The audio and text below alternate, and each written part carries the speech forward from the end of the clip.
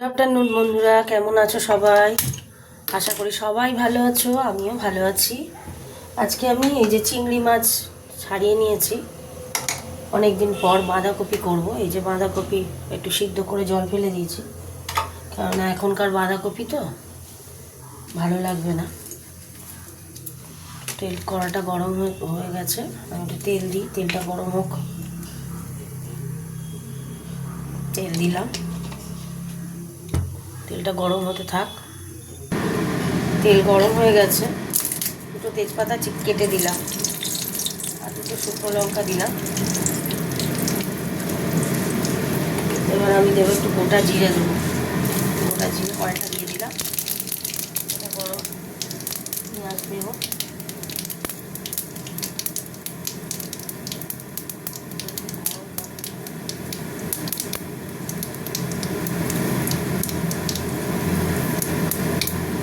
পেঁয়াজ দিয়ে দিই।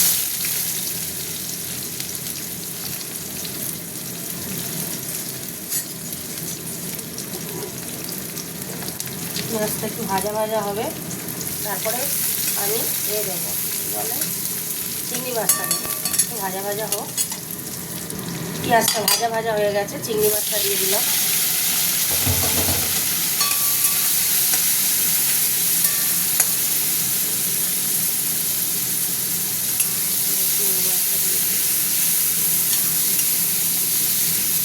বড় বড় চিংড়ি মাছ, চিংড়ি মাছটা হতে থাক। চিংড়ি মাছটা একটু ভাজা ভাজা হয়ে গেছে, এবার টমেটোটা দিয়ে দিলাম। টমেটোটা একটু ভাজা ভাজা হবে, এই মানে একটু নরম হয়ে যাবে, তারপরে মশলা দেবো। টমেটোটা হতে থাক বন্ধুরা।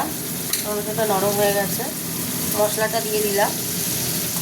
মশলাটার মধ্যে বাটি ধোয়া জলটা দিলাম, সব আদা রসুন দিলাম, দিই আদা রসুন বাটা, জিরে গুঁড়ো, ধনে গুঁড়ো, লঙ্কা গুঁড়ো সব আছে। মশলাটা কষা হবে, হতে হতে রান্নাটা করবো। তো একটু নুন দিতে ভুলে গেছি, নুন দিয়ে দিলাম। মশলাটা হতে থাক। আজকে বাঁধাকপি বানাচ্ছি, দেখতেই পাচ্ছ। আর দেখো আমি একটুখানি না, এই যে ঘুষো চিংড়ি নিয়ে এসছি, এই যে ঘুষো চিংড়ি নিয়ে এসছি, আমার মতো একটুখানি নিয়ে এসছি। এই পেঁয়াজ, শুকনো লঙ্কা, পেঁয়াজ কড়াতে তেলে দিয়ে ঘুষো চিংড়িটা ঝুরঝুরি করে ভাজবো, গরম গরম ভাতে হেভি লাগবে খেতে। আচ্ছা, তোমাদের বাড়ি কার কার বাড়ি কী কী রান্না হয়েছে আমাকে কমেন্ট করে জানাবে। কেমন হতে থাকোটা বাঁধাকপিটা। দেখো মশলাটা হয়েছে, কালারটা দেখেছো কি সুন্দর এসছে, তেল ছেড়ে দিয়েছে মশলা। এবার বাঁধাকপিটা দেবো।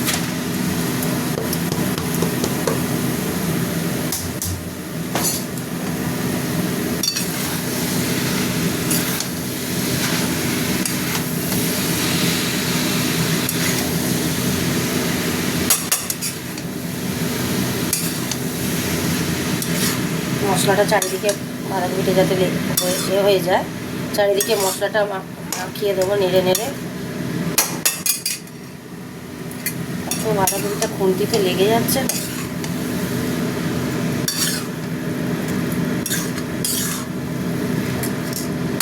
একটু হতে থাক। স্লাইড একটু জল না দিলে হবে না, বুঝলে, একটু জল দিতে হবে। অল্প একটু জল দিলাম, এটা হতে থাক। আর একবার একটু নেড়ে দিই। আজকে লঙ্কা গুঁড়ো শেষ হয়ে গেছে, কাশ্মীরি লঙ্কার গুঁড়ো দিয়েছি, খুব একটা ঝাল হবে না, ওগুলো কালারটা একটু হতে থাক। ঢাকাটা খুললাম, একটু জোরে দেবো।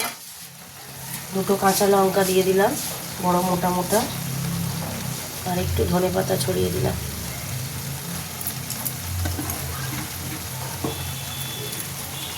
বাঁধাকপি আমার হয়ে গেছে।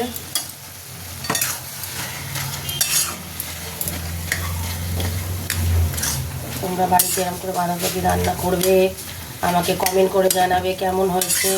ভালো লাগে, তোমরা আমায় কমেন্ট করো, আমার খুব ভালো লাগে।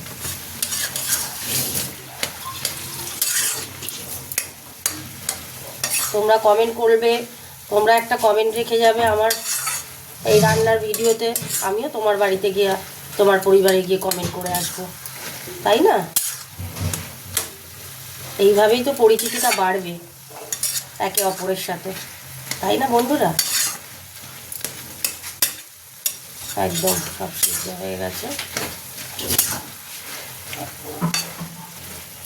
এবার আমি নামিয়ে দেবো। ওপর দিয়ে আরেকটু বাঁধাকপি দিয়ে দিলাম, দেখতে ভালো লাগবে। দেখো, চাপা দিয়ে দিচ্ছি, গ্যাসটা অফ করে দিলাম। তাই